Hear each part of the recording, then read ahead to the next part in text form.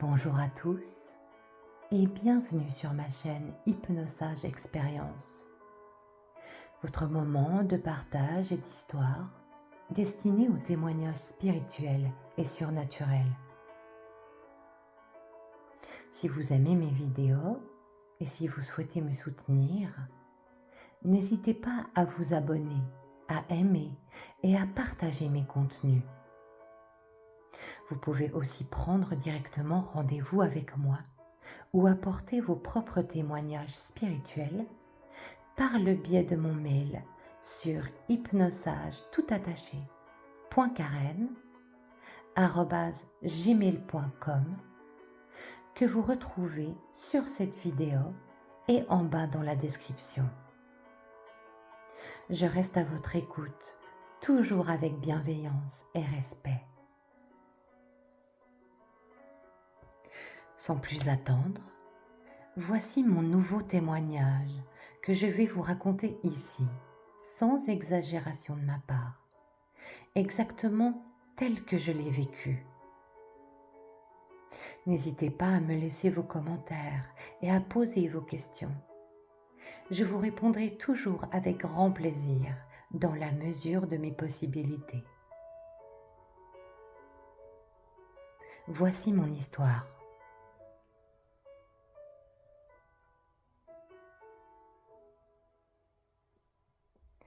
J'ai vécu cet événement un soir d'été 2001. À cette époque, je faisais des extras dans un restaurant situé dans le Val de Travers, une petite région dans le canton de Neuchâtel en Suisse. Après ma journée de travail, je suis allée retrouver mon petit ami de l'époque chez lui, que je vais appeler Ben, car évidemment, vous le comprenez, j'ai changé son prénom. Ce soir-là, j'étais particulièrement épuisée de ma journée. Et après avoir pris une petite collation, je me suis installée en position fétale sur le canapé auprès de mon conjoint qui jouait à un jeu vidéo. J'avais posé ma main sur son thorax, bercé par le balancement naturel de sa respiration. J'avais les yeux fermés. Je me reposais un moment et je respirais avec plus de calme et de relâchement.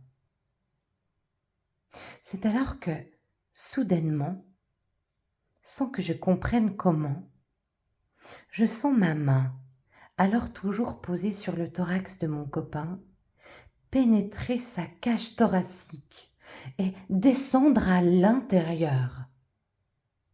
Je peux invraisemblablement sentir ses organes au-dedans. Et bientôt, j'ai son cœur qui bat régulièrement et calmement dans le creux de ma main. Cette sensation me surprend. J'ouvre brusquement les yeux et j'aperçois toujours ma main positionnée exactement à l'identique au même endroit. J'ai dû rêver, me dis-je. Et Ben n'a pas l'air plus troublé que ça.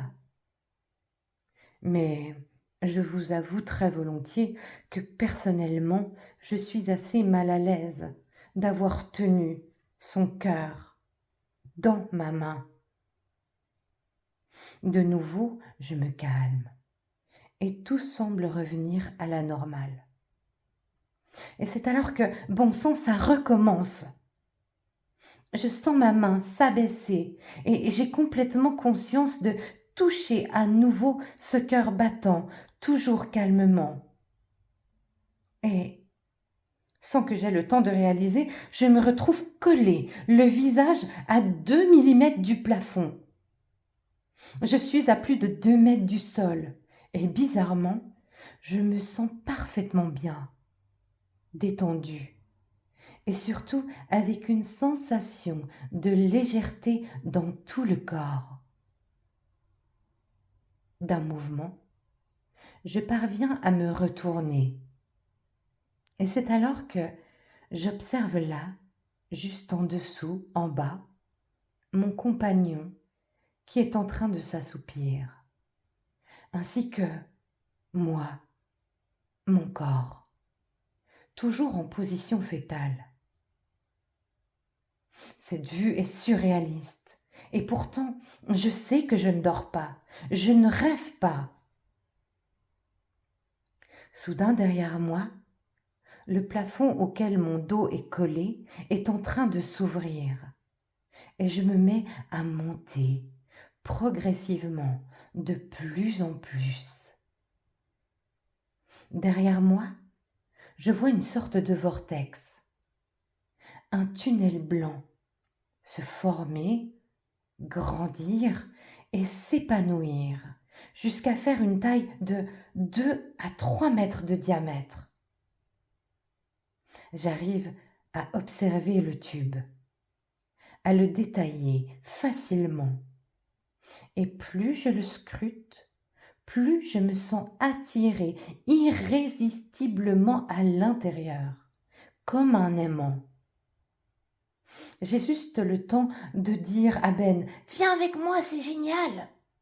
Car effectivement, je me sens particulièrement bien, rayonnante, souriante à ce moment-là. Et par ailleurs, assez excitée d'aller découvrir ce qu'il y a dans le tunnel blanc.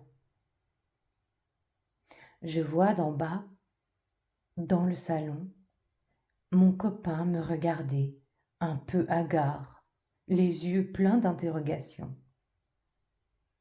C'est un double de Ben qui me regarde là, car lui, le vrai, est toujours parfaitement assis, assoupi.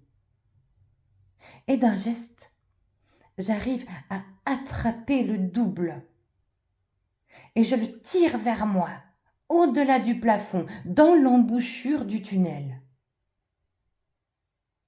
Voici sa description exacte, que je vais essayer de vous rapporter au plus près de sa réalité.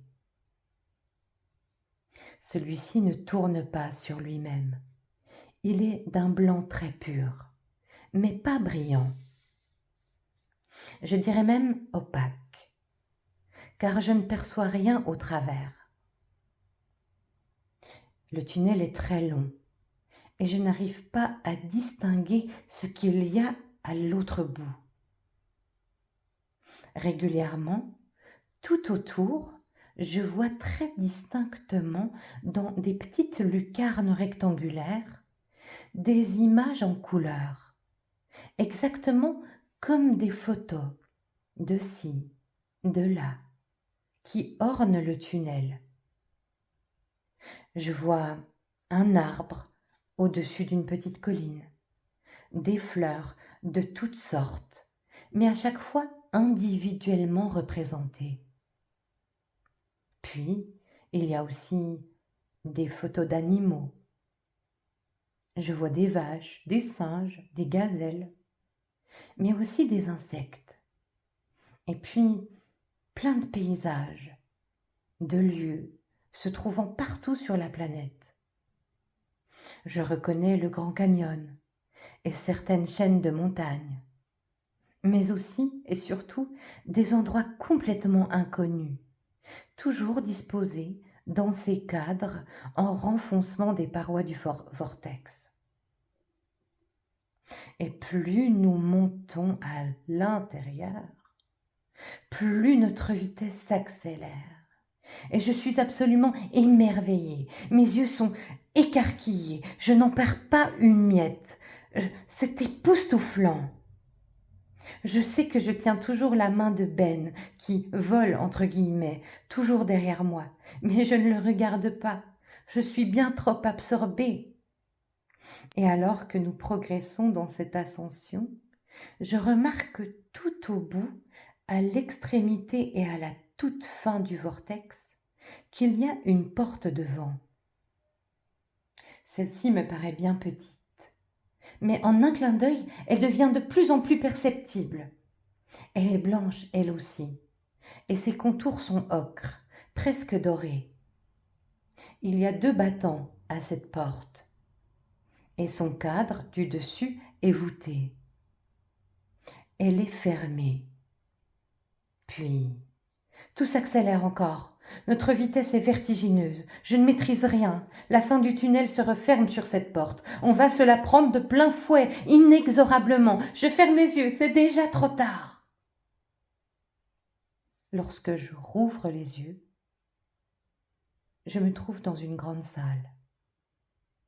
Au-dessus de moi, j'aperçois des lustres de cristal, suspendus à un plafond recouvert entièrement d'une immense fresque.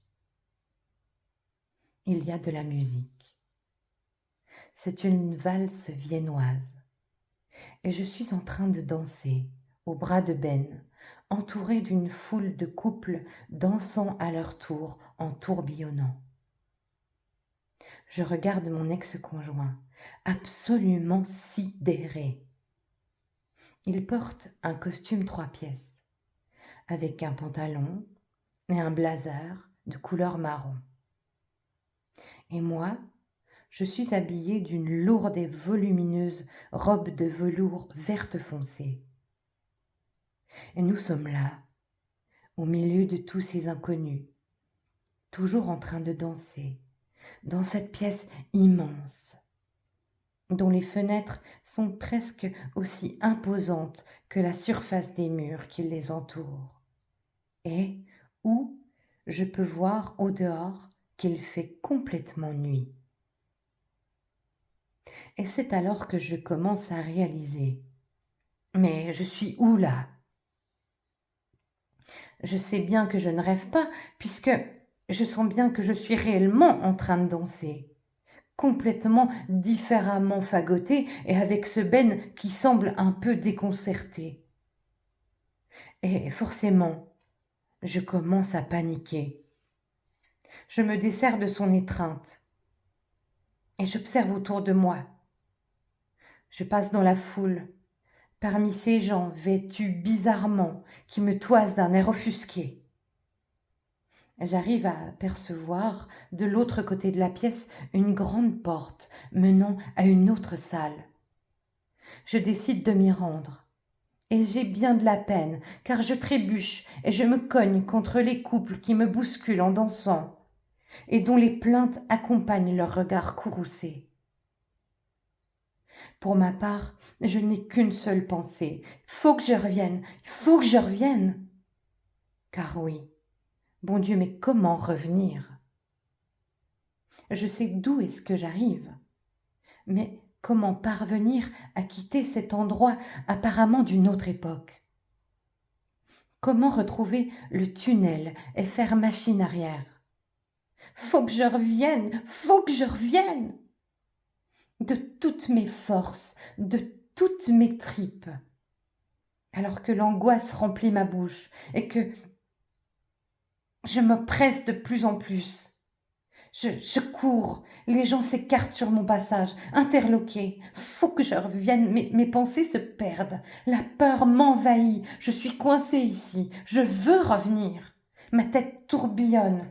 Faut que je revienne.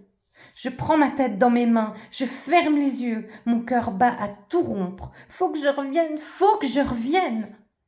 Lorsque je rouvre les yeux, je suis debout, au milieu du salon, presque dans l'encadrement de la porte menant au couloir de l'entrée dans l'appartement de Ben, en train de me répéter « Faut que je revienne, faut que je revienne ». Voilà. Ainsi se termine mon expérience. Et encore à ce jour, je m'interroge sur sa nature exacte. Après cet événement, j'ai évidemment questionné Ben sur ce qu'il a vécu de son côté. Et pour seule réponse de sa part, il me répondit qu'il avait eu l'impression d'être transporté dans son jeu vidéo, mais qu'il n'était pas sûr, car il s'était endormi, et que je l'avais sorti de son sommeil, car je répétais « Faut que je revienne » en me tenant la tête. De vous à moi, je me demande parfois à quelle époque j'ai atterri ce soir-là, et surtout par quel processus je suis parvenue à sortir de mon corps et à accéder au tunnel blanc. Je sais que vous êtes nombreux à faire des voyages astraux consciemment et en contrôlant parfaitement la décorporation. Êtes-vous aussi allé dans un vortex entouré de photos de la nature? Avez-vous vu une porte et êtes-vous allé au-delà? Que percevez-vous lorsque vous faites vos voyages astraux? S'il vous plaît, faites-moi parvenir vos témoignages et n'hésitez pas à partager mon histoire. Peut-être que je rencontrerai des personnes qui pourront m'apporter des réponses. Je suis une bien piètre dessinatrice, mais j'ai essayé de vous faire un modeste croquis du tunnel.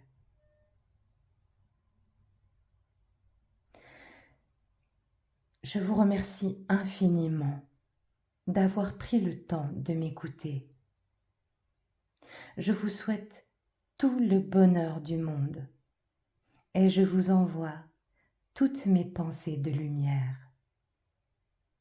À très vite pour un nouveau témoignage sur Hypnosage Expérience.